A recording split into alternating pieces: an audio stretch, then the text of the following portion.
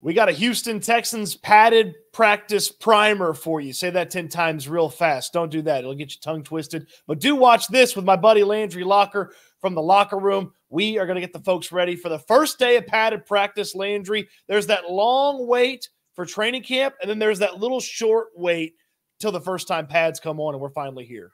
Yeah, and we've been needing this for a while. There's a couple of things that kind of stick out so far at camp that a lot can change when the pads come on, like especially in the trenches. And this is something that everybody gets excited for. And you also got to factor in that there's going to be fans, and it is going to be a full house tomorrow. There's going to be a hell of a feel. There's going to be a hell of a lot of excitement. This is going to be the first chance for us to see these guys in pads. It's going to be the first chance for the fans to see this team, and it's going to be a really, really exciting one. I think this is the most excited. I mean, we wouldn't be up this early if we didn't think it was worth it, but this is the most excited that I would say that I am. That the fact that in a few hours we're going to get to see what this team looks like in pads, and I also think if you know anything about this squad, and you know anything about D'Amico Ryan's spirit, I think this is going to be a very spirited, competitive practice, and I anticipate that they're going to feed off of all this energy. Yeah, not going to be much left on the table for this Texans team. We will get you ready here for the padded practice. Let's start off with what stood out to you the most here, Landry, in the non-padded practices. What has jumped off the page to you so far about this Texans team? Well, the stuff that stuck out to me the most in the non-padded practices is that I don't even look at CJ Stroud, and I've said this to a couple of people where I'm not even really concerned. I'm not interested. I'm not watching his every move, which is unique. Like even when Watson was here, you would kind of follow him around and gravitate towards him. I just don't really worry about CJ Stroud and a lot of stuff you take for granted. I know today in Team 2, I think it was Team 2, or yesterday in Team 2, I should say. What time is it? Is it like, good Lord, it's like 6. There he had like a couple of perfect like outs, like one to Stefon Diggs, and he threw one to Nico, and it just looked like a routine play. And it's like, what was that, a 2-yard gain? You look at, it was 10. Okay. It was just a perfectly executed 10-yard dime to Stefon Diggs with coverage, by the way, and to Nico Collins. And it's a thing of beauty. And it's kind of crazy because you think that you would just watch the quarterback the whole time. I find myself not really doing it because I'm so comfortable with it. One of the things that's jumped off the page to me is the defensive ends are really nasty. And look, it's been unpadded practice, but Will Anderson and Danielle Hunter, I mean, they just ruin things. I mean, Danielle Hunter collapses the entire side of the offensive line from time to time. Blake Fisher, the rookie offensive tackle from Notre Dame that the Texans drafted in the 2nd round. It is, I would say it's trial by fire, but that would not appropriately explain how much work Will Anderson is giving him. It's trial by flamethrower. Like Anderson is just giving him everything. He got a couple of Danielle Hunter looks that didn't go so well for Blake Fisher. And look, it's not supposed to go well for Blake Fisher unless he was some prodigy, amazing player. He's had a couple of moments where he's looked okay, but man, Will Anderson and Danielle Hunter, they jump off the page. And I know that fans, when they watch Will Anderson when he gets down in his stance, it looks like a spring that is just ready to explode. Like if you ever hear like don't mess around with garage springs because they're dangerous, that's Will Anderson in his stance, ready to attack this Texans team, this Texans offense. It's just been, they just jump off the page to me. You said garage springs? I never heard that one before. Yeah, garage springs are actually very dangerous, and you should only let professionals handle them. So if your garage spring gets messed up, don't try to mess with it yourself. Noted. I mean, that's an important, sort of PSA for them. No, it's huge. I mean, I'm my garage. I've messed with it a little bit. I need to stay the hell away from it. But I actually think Fisher's held his own. I know that Will gets the best of him and Hunter gets the best of him too. But I actually think the young man has held his own in certain times. There was a rep where Anderson got like a perfect jump, and it was like, oh God, like are they gonna have to blow this play dead? And he recovered nicely. Like I think he looks pretty good. There's obviously going to be some struggles for any young player, especially an offensive lineman, a tackle, especially when he's going against the guys that he's going against. But I do agree with you that there's times where it's a clinic, but I do think that he's done a pretty good job holding his own. That's one of the things as we kind of creep closer to this practice and we go over to my channel, which we're going to do 30 minutes from now, 30 minutes on Stoots' channel, 30 minutes on mine. That's all you need to get ready. That's kind of one of the things that I'm looking forward to most is seeing how Fisher looks in pads. That's another thing that I would tell you that I've noticed here in the unpadded practices, and I hope it's something that changes, is the offensive line needs pads on. Like I don't know that they're getting exactly what they want out of these team situations without the pads on. They've had a couple of moments here and there, more so at the beginning of training camp than the past couple of days, but they've got to get pads on to really kind of showcase and see what all they have, even if it is with Blake Fisher in there instead of Laramie Tunsil while Tunsil's working back. The offensive line, I have not been able to glean really anything from them until they put pads on. Yeah, it's really there's one thing that I do think that I have been able to kind of take in, and this is the one absolute I actually feel good about. I don't know how I feel about the right side of the line and the way in which they've performed. I think the D line actually had a really, really good day yesterday, but I do feel that Juice Scruggs, for some reason, and I heard Seth talking about this on his channel, he just kind of looks the part. I don't think there's even competition there. As much as you can tell, and as much as just the eye test is, and guys who have better eyes than ours and more trained eyes than ours, it is kind of clear who the number one center is. I don't even think it's really close. Yeah, I mean, he looks like a strong man. Like, I mean, there's not a lot of muscle definition, but you can tell that he's a really strong guy. And I'm excited to see him at the position he was drafted to play. Like, he was okay at guard last year, some up and down moments, but I'm excited to see him at center. One last thing that just really jumps off the page, and it did more in the first few days than yesterday, is these wide receivers are going to have some days where they just it's not a difficult battle for them. I mean, Stefon Diggs gets open with ease. Nico Collins has a couple of nice moments here and there. Tank's tough to defend. I mean, even Noah Brown, when he's working against the Okudas, the Hendersons, the Lasseters, he's out there running around. There's some high floor stuff to this wide receiver, which we sort of expected with the amount of talent they have.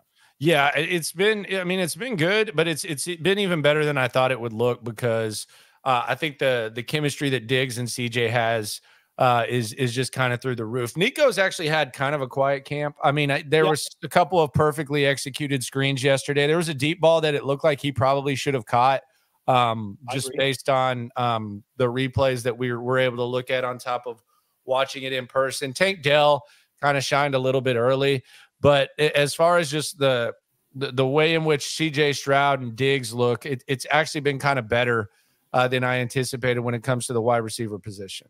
So it's the padded practice primer here. Landry's going to take over at the end of this 30 minutes on his channel. We'll send you right over there here at the end of the video. Go check out the locker room here on YouTube. Landry's live shortly after the end of practice and interviews each and every day after training camp, so don't miss any of that. So it's the padded practice. So Landry, what's going to go away now that the pads are on? And I talked about one of the things that we probably need to see go away is O-line struggles. Hopefully the offensive line is a bit more equipped to handle this pretty talented defensive line, actually. You've been touting for weeks that the defensive tackle room's a little bit better than people are giving them credit for, and we've seen some of that in the past couple of practices. But the pads coming on for the offensive linemen, I feel like some of their struggles could dissipate now that they're able to get out there in pads, dictate how things go, not have to worry too much about contact and, thumping instead of hitting, stuff like that. Yeah, and I think the thing that's going to go away is the uncertainty at linebacker. I mean, we don't get to see we're not getting to see Christian Harris. He's not going to be on the field today. But outside of Al-Shaair a little bit, there really hasn't been much sticking out at linebacker. So when the pads come on, that's when Blake Cashman started really, really thriving last year. And that's I mean, that was really the moment. That was pretty much like the process of Blake Cashman getting the contract he got in Minnesota. Was once the pads came on last year, you saw that he had a higher level of play than maybe you anticipated. There really hasn't been much with the linebackers. It seems like they've been running a lot of dime and nickel and stuff, but I'm assuming that once the pads get on, they're trying to run the ball a little bit. We'll get a little bit clearer picture of what this linebacker room looks like, because one of the biggest I would say that would you agree that like the nerds, and I say this like nicely because we're considered nerds ourselves when it comes to Texas. But I would say like the nerdy portion of the fan base, I would say if you ask them to list like their concerns, I think linebacker depth is what I hear the most often when it comes to, at least I think it's a top 3 concern that people seem to mention. If it's not, it should be. I'm still not sure about the secondary, so that's kind of my top concern. But linebacker depth, you mentioned it. Alshire's the guy that's been out there the most, and obviously he's the guy that's played with D'Amico for 4 years in San Francisco, and he's got a lot of experience, and he's played a lot, especially in the last year with Tennessee. But outside of that, it's been a lot of question marks. Is it this guy? Is it that guy? Who's going to show up? A couple of guys that maybe you were hoping to get a little bit more out of haven't done stuff at the linebacker spot, so I'm with you. Linebacker depth, and you're going to start finding out about these guys at the linebacker spot with the pads showing up. I got a question for you about the pads.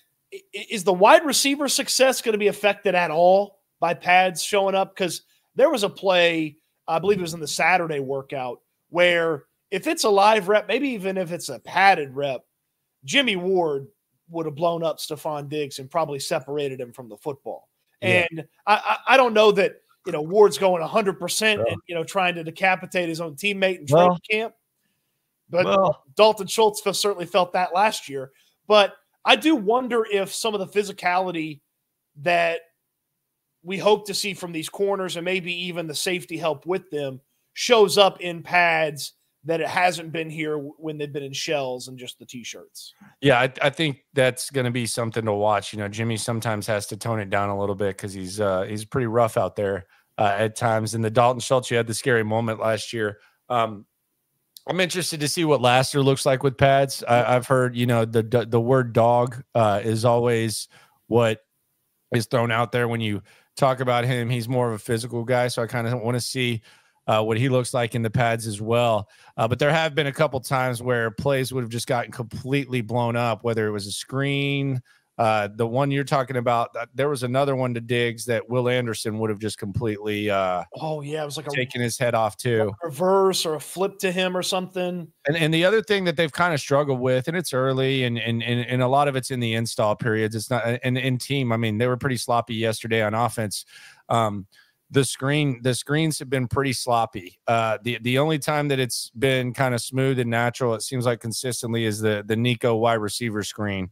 But the Jerry Hughes almost had an interception on a screen. There have been multiple procedure penalties. There's been times where it's gotten thrown in the dirt. There's been times where there's been what appears to be like some miscommunication. So I do want to see what those screens look like, because if the pads are on, it's a little bit different than and D'Amico said, when I asked him about the pads, he said, we're not going to take guys to the ground as much and stuff, but they're going to get hit. Yeah. So they're definitely going to get hit a little bit. So yeah, I do want to see what the screens look like with the fans there and everything. It's going to be a lot easier to run that screen when you get those big, nasty offensive linemen and that tight end out there, and they know they can go up there and thump that linebacker or that DB or that safety or Jalen Petrie playing nickel or whatever.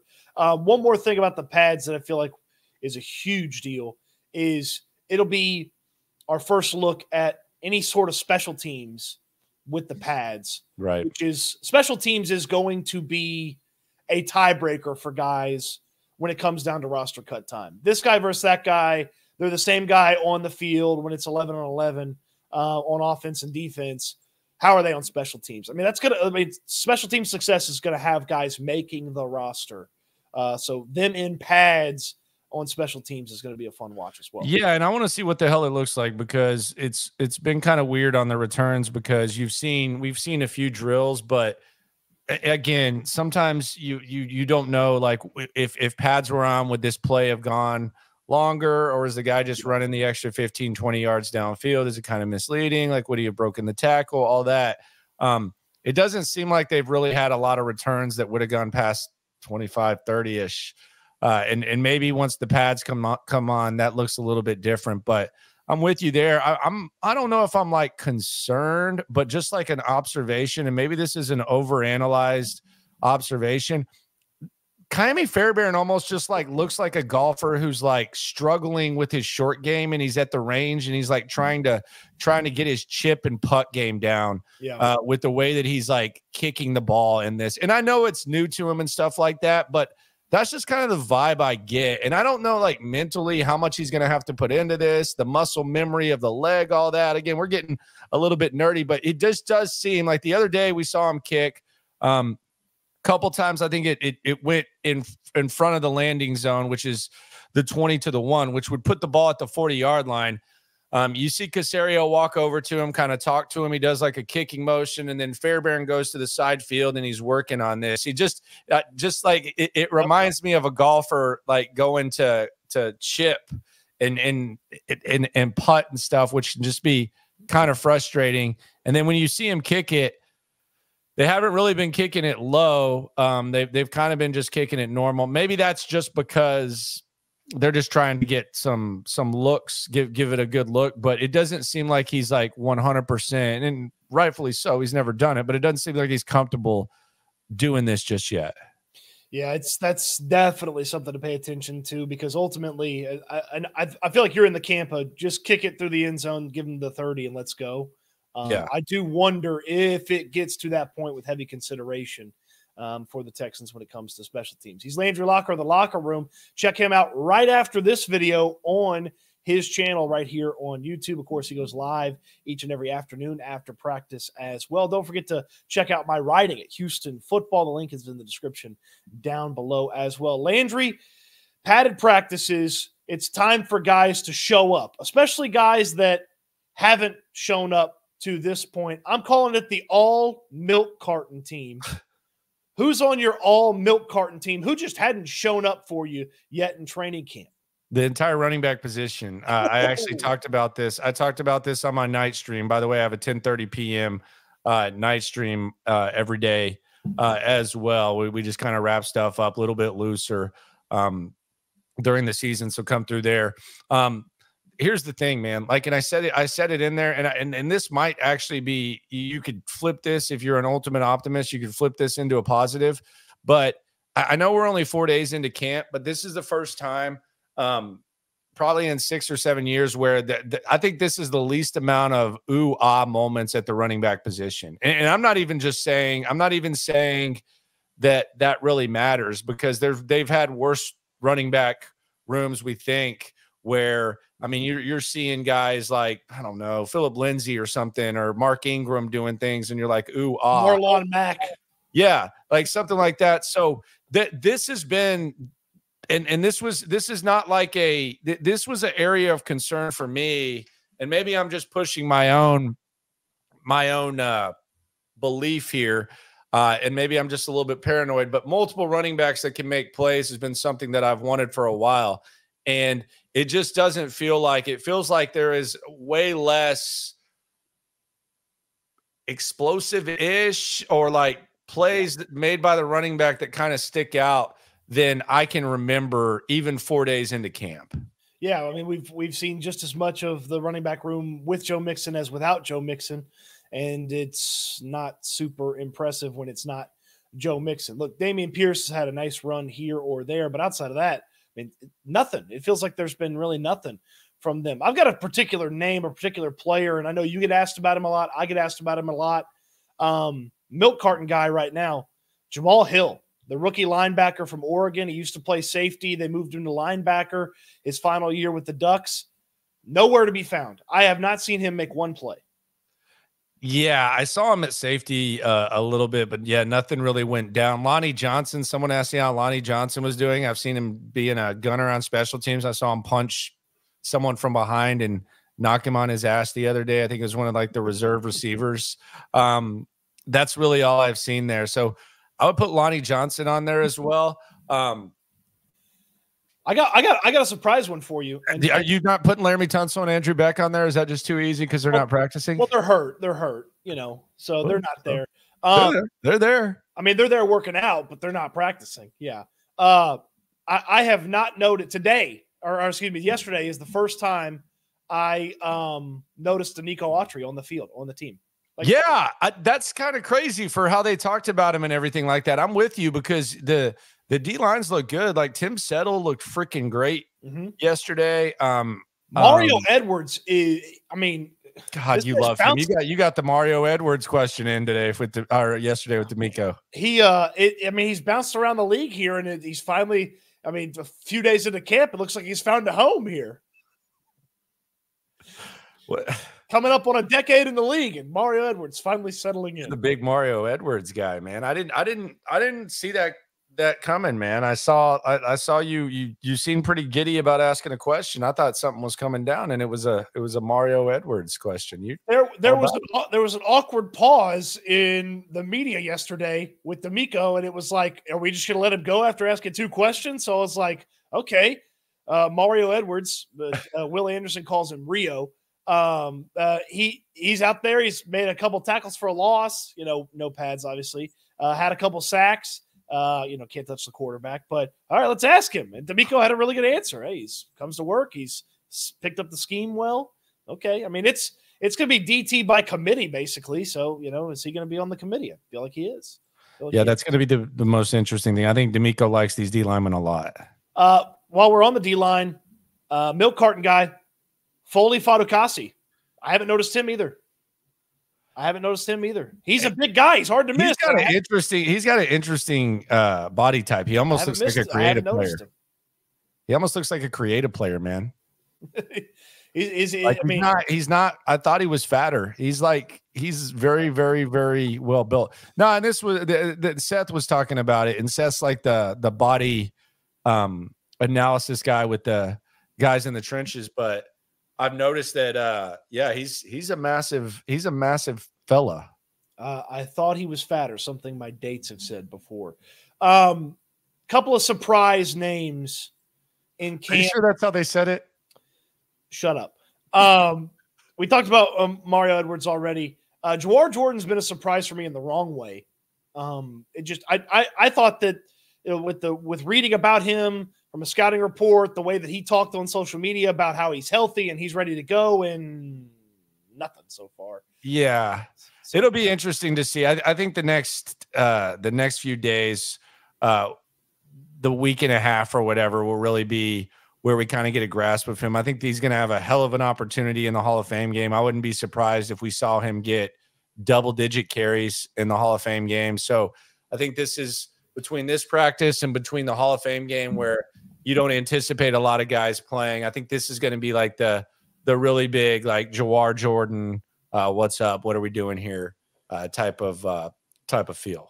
Arrow pointing up specifically based off of yesterday's practice, because it kind of been like very rudimentary, elementary up to that point. But hey, rookie 3rd rounder Kalen Bullock, he's out there with Jimmy Ward and Derek Stingley and Kamari Lassiter and drop that pick, man. They threw it right to him. They threw it right to him. Davis threw it right to him. He did everything right except catch it.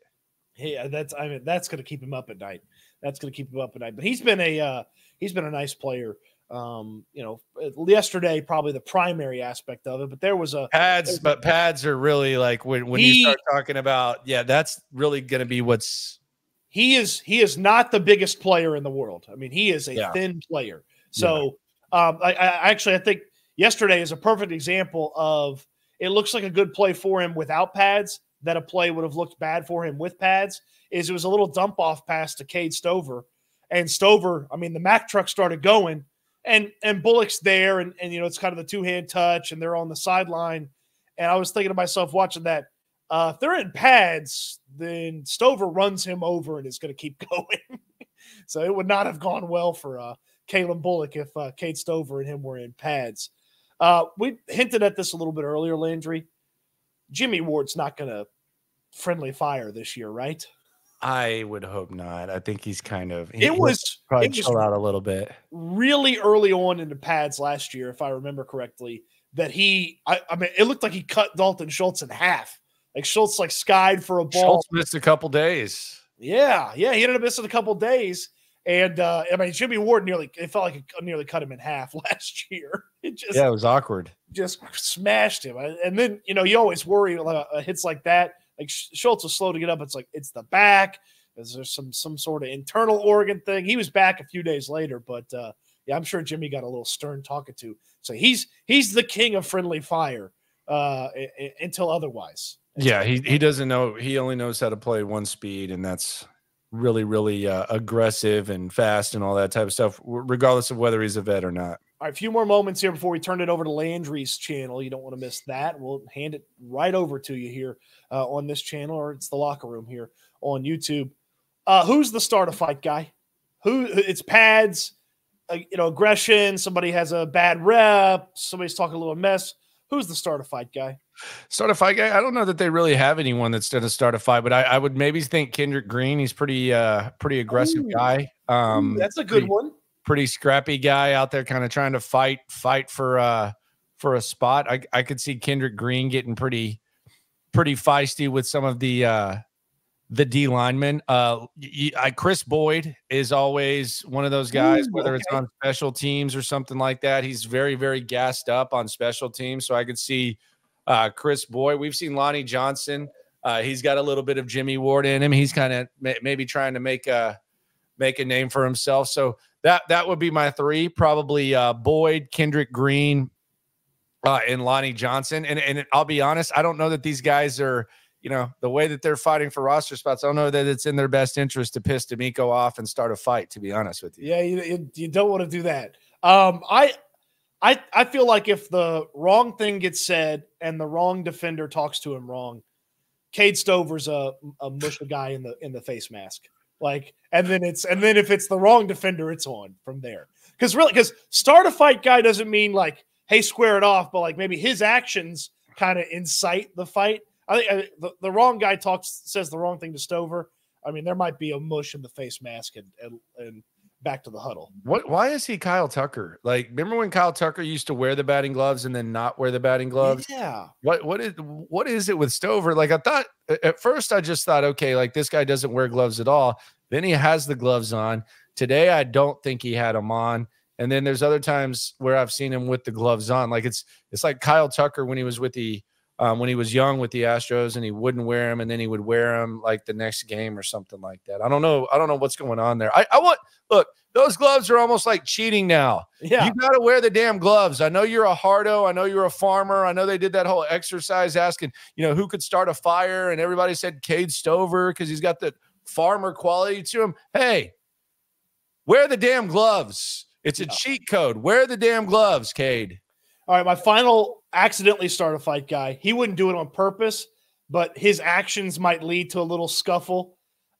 If Will Anderson gets upset that somebody's saying that it wasn't a sack or something, and Fisher gives him a little extra check. I mean, Anderson at the podium said, he didn't like the way Azeez Al-Shire talked to him initially, and then he kind of figured out, okay, it makes sense. But Anderson, I think on the field he runs a little warmer than he kind of comes off the field. So I think Anderson's actions could incite a little bit of a kerfuffle, a little scuffle as well. All right, so we're going to hand this thing over to Landry Locker here in just a second for more of the padded practice primer for you. And don't forget to follow him on the Locker Room. He's live every day after practice in the afternoon. You got the 10:30 stream at night. And, of course, check him out on X and Twitter with @Landry Locker. And, of course, check out Houston Football, where I do all my writing. You get the 11 observations and then some right into your inbox each and every day after the practice is over. Come right home,